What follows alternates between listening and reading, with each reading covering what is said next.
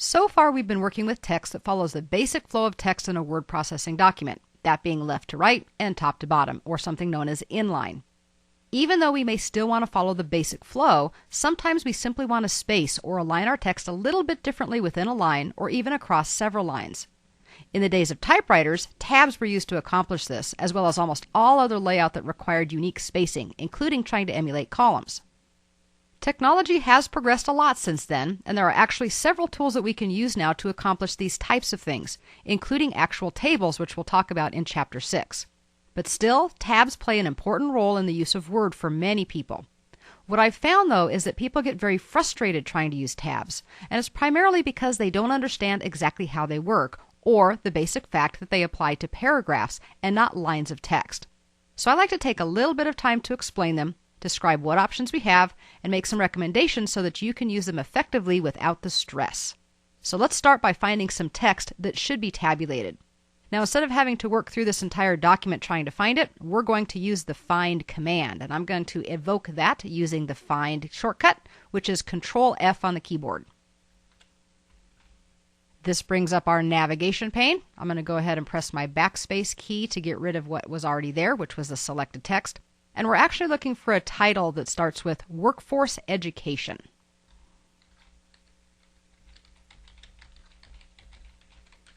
Now, I didn't have to press enter or anything. I just started typing, and as we were typing, it kind of narrowed down and it finally found what we were looking for in a couple of different places.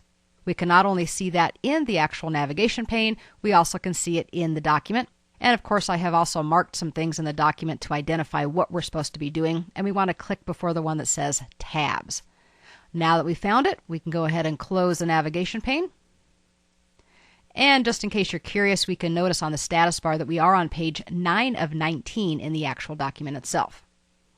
The next thing that we want to do is show those non-printing characters. That's going to help us actually see where the tab stops are on the document. So again, on the keyboard, let's go ahead and press the keyboard shortcut Control-Shift**. I also realize that it's a little bit difficult to see what we're going to be working with here. So let's go ahead and scroll a little bit and make sure that we can see the text that we're primarily interested in right now. It's the one that starts with Workforce Education, and it comes down through some college. At least this is the part that we'll worry about right now. So go ahead and kind of scroll so we can see that again. Now, in order to have tabs work, we first need to insert tab stops. This is where we have to pay a little bit of attention to what's on screen because they're right now stuck all together. What this first line is supposed to say is Workforce Education Distribution, then the year 1990, then the year 2002, and then the year 2007. So we need to actually break this apart into what should be kind of the equivalent of 4 columns. So we're going to click after the N in distribution and press the tab key on the keyboard one time. Because we're showing the non-printing characters, you now can see the little right arrow that tells us that's a tab stop that's moving that text over. By default, the tab stops in the normal template are set at every ½ inch. That means that to move or align basic content, all we might have to do is position our cursor and press the tab key once. However, that's not always true. If the text doesn't fit quite right, for example, if the text is more than ½ inch long so it overlaps the next tab stop, we may have to press the tab a couple of times in order to get everything to align correctly. We're going to go ahead and just continue to add 2 more tab stops. So we want to click between the 0 in 1990 and the 2 in 2002 and press tab. And then again between the end of 2002 and the beginning of 2007 and press tab again. Likewise, we want to do the same thing for the next couple of lines. And again, we're not going to spend a lot of time doing this, so know that we would normally do it for all of the text, but now we're just going to do a few lines so we can see how it works.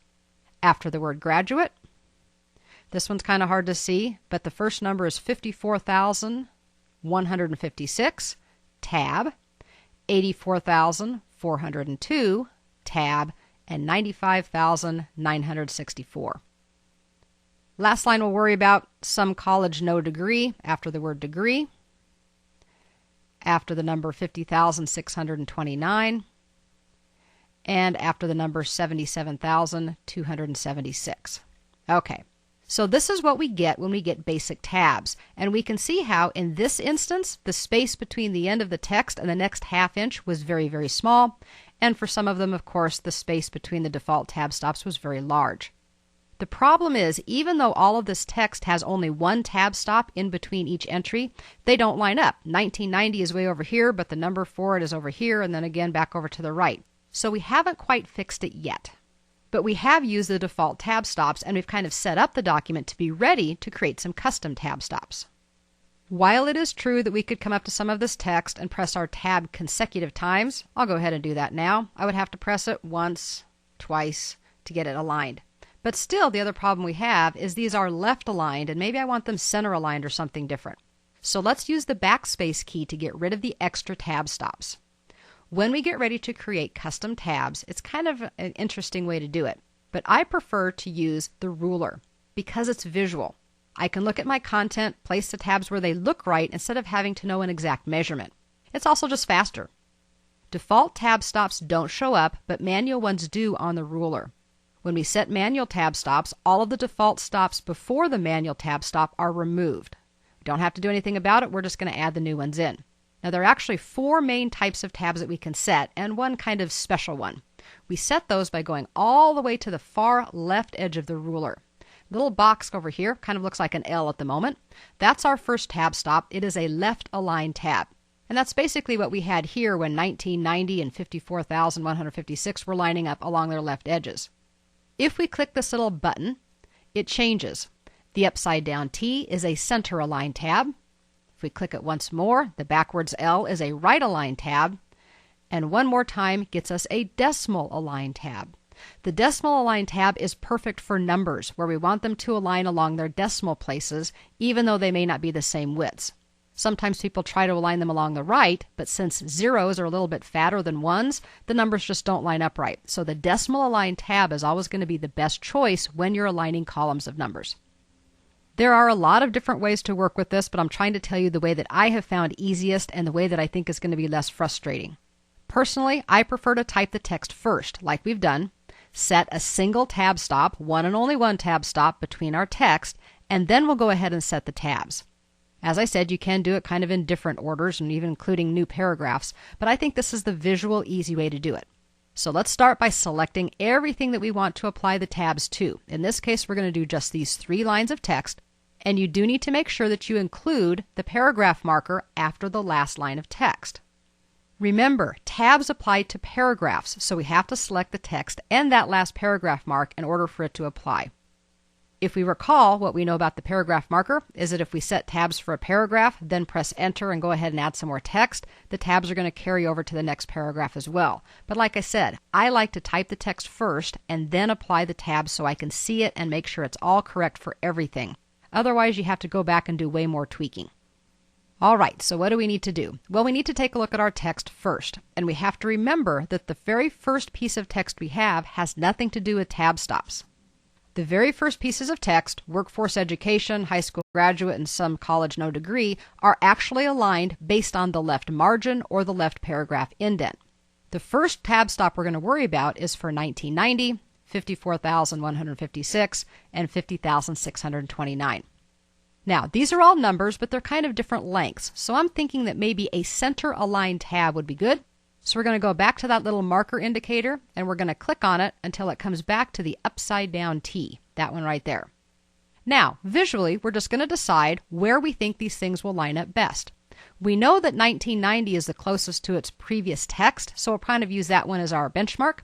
We're simply going to move up to the ruler, and you don't have to be precise, but visually just click where you want the tab stop to go, and watch what happens when we click. It removes all of those default tab stops all the way through about 2.5 inches. We can now see a marker for a center aligned tab at about 2 3/4 inches, and everything bumped over to now honor our first tab stop. Then we can simply continue on with our next numbers. Let's do one at about 3 3/4. And we can do another one at about 4 3/4. Now you can see with just a few clicks we've been able to get very elegant, very well spaced text. And it's simply that easy. Select the text, select the type of marker, and click on the ruler where you want it to apply. I did want to show you a few little tricks with the ruler though. First of all, if you ever have a mark that you don't want, simply grab a hold of it. I'm going to press and hold my left mouse button, and I'm going to drag right off the ruler. That's going to delete the tab stop and watch our text. Because we deleted that one, the first tab stop we actually have was the one over at 4 3/4 inches, so everything pops over there. Don't worry about it. It's still okay. Now we'll go ahead and replace it. And the reason I wanted to replace it was just to show a couple of these different types of tab stops. For example, let's put a right align tab stop at about 3 3/4. And now you can see that the text is definitely aligning along the right edges with it extending to the left, whereas with the first one, it was aligned along the centers with it extending equally in each direction. I think everybody understands the difference between left and right and center align. And remember, we also have that decimal align as well. Well, this isn't what we want, so let's drag that off. Let's go back to our center align mark. Let's add that one back in. And just to show you, if you're not a perfect clicker, or if you get everything on and say, well, I'd like to have it spaced a little bit differently, we can drag these markers to readjust them. So maybe we'll move one over to about 5 1/4 inches. Another one over to about 4 inches. And our first one to an even 3 inches. The point here is that we don't really care what the measurements are. We can simply drag and align all of these entries to be exactly where we want, regardless of where they actually are on the ruler. We can click to add them, we can drag to arrange them, we can drag them off the ruler to get rid of them, and we can add as many as we want in whatever order we want. It's really very flexible. I wanted you to see how easy it is when we use the ruler. We just kind of play with them until they look the way that we want. While most of the time I work with tabs this way, there are a few times when we want to invoke the good old tab dialog box, and that's what we're going to talk about in the very next